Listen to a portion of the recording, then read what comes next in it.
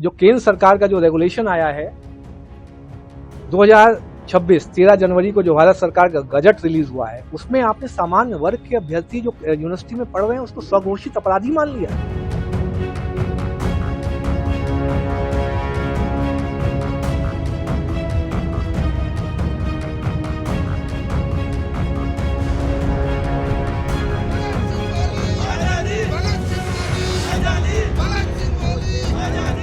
जब हमने रूल्स पढ़े तो उसके अंदर जो 3B और 3E है उसके अंदर सभी जो स्टेक होल्डर्स हैं, सभी स्टूडेंट्स जो हैं, उनकी बात वहां कर दी गई थी।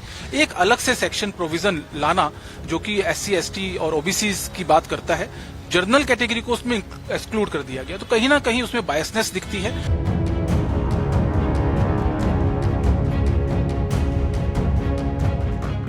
नियम में बदलाव किया गया है, आगे स्वर्ण समाज काफी आक्रोश में है।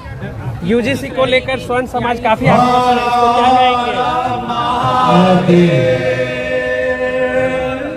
भगवान विष्णु माता लक्ष्मी की जय।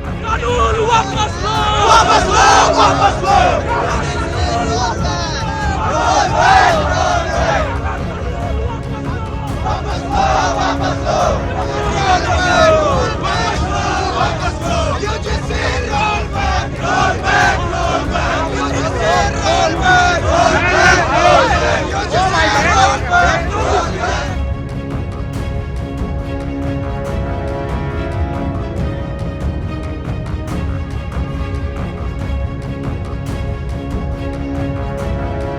पर ये गाइडलाइंस में ही अगर भेदभाव हो कि आप एक तरफ को सोचें वही ऑप्रेस्ड हैं और दूसरी तरफ को सोचें ये ऑप्रेसर्स हैं, यानी ये जो जजमेंट है इस गाइडलाइन के माध्यम से, ये बहुत दुर्भाग्यपूर्ण है। और कौन निर्धारित करेगा कि किस तरीके से ये कास्ट बेस्ड डिस्क्रिमिनेशन हो रहा है? क्या शब्दों से, क्या एक्शन से, या किसी एक परसेप्शन से? मैं बहुत स्पष्ट कर दूं, यूजीसी के मुद्दे पे अभी सरकार खुद ही कुछ स्वरूप लेके आए तो सामने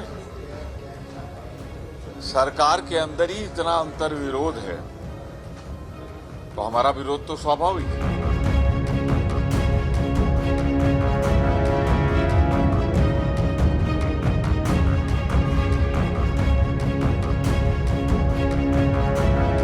मेरा यह मानना है कि जो सबके हित के अंदर हो, उसको हमारे शिक्षा मंत्री धर्मेंद्र प्रधान जी को इस पर स्पष्टीकरण देकर लोग चीजों को आगे बढ़े उससे पहले कि इसके क्या कारण है चेंज करने के, उससे अगर जनता को अवगत कराएंगे और सही फैसला सरकार को लेना चाहिए। वही लोग जो भेदभाव करते थे उनको परेशानी हो रही कि वो भेदभाव नहीं कर पाए।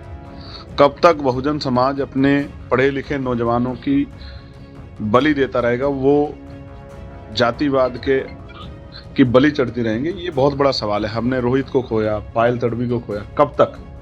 ये तो बहुत दिन पहले होना चाहिए था, देर से हुआ। सरकार ने 1 इंच भी पैर पीछे हटाने की कोशिश की, तो हम आगे किसी रोहित वेमुला की जान ना जाए, पायल तडवी की, तो हम 85% कमजोर वर्ग के लोग, SC, ST, BC के लोग, हम लोग सड़कों पर उतर के इसका विरोध करेंगे। हम किसी कीमत पे अब अपने बच्चों को हायर एजुकेशन सेंटरों में बढ़ने नहीं देंगे। ये बात मैं सरकार को बताना चाहता हूँ।